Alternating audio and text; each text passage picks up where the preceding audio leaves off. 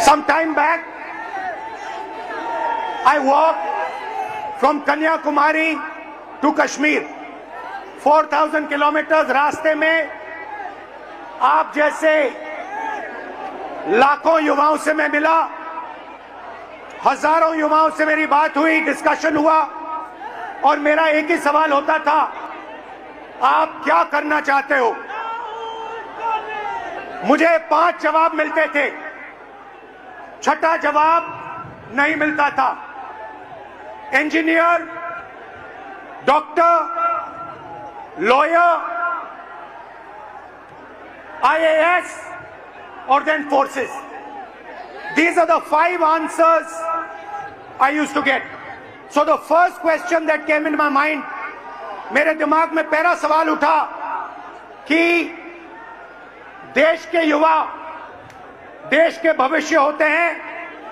हमारा education system हमारे युवाओं को सिर्फ 5 ऑप्शंस क्यों देता है? यह सवाल बहुत बार मैंने पूछा, वही जवाब मिला। तो यात्रा पे मैंने 15-16 लड़कियों के साथ मीटिंग की और उनसे पूछा क्या आप करना चाहती हो? किसी ने कहा इंजीनियर, किसी ने कहा डॉक्टर, किसी ने कहा लॉयर, वही 5 जवाब।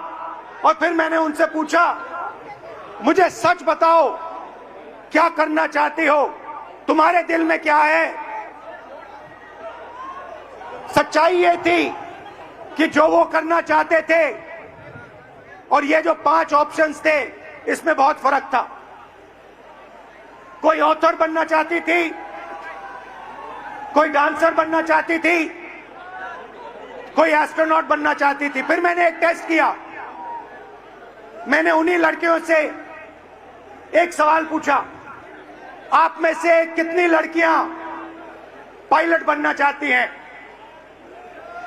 एक भी लड़की ने हां नहीं कहा। वहां पे चीफ मिनिस्टर का हेलीकॉप्टर था। मैंने हेलीकॉप्टर पायलट से कहा, 5-6 लड़कियों को आप हेलीकॉप्टर में ले जाइए, जॉय राइड कराइए, कॉकपिट दिखाइए। फ्लाइट हुई, लड़कियां हेलीकॉप्टर पे गई। जैसे ही वापस आई, मैंने सवाल पूछा, क्या करना चाहती हो? सारी की सारी लड़कियों ने कहा, हम पायलट बनना चाहती हैं। मतलब हिंदुस्तान का एजुकेशन सिस्टम, सबसे पहली कमी इसकी कि हम जो हमारे बच्चों के सपने हैं उनको पूरा नहीं करते हैं।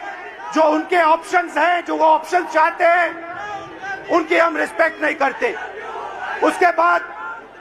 उसके बाद यात्रा के बाद मैंने एजुकेशन सिस्टम के बारे में और थोड़ा सोचना शुरू किया।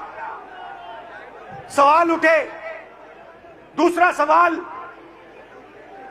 पब्लिक सेक्टर एजुकेशन सिस्टम क्यों खत्म हुआ और प्राइवेट सेक्टर का जो एजुकेशन सिस्टम है ये इतना महंगा क्यों है?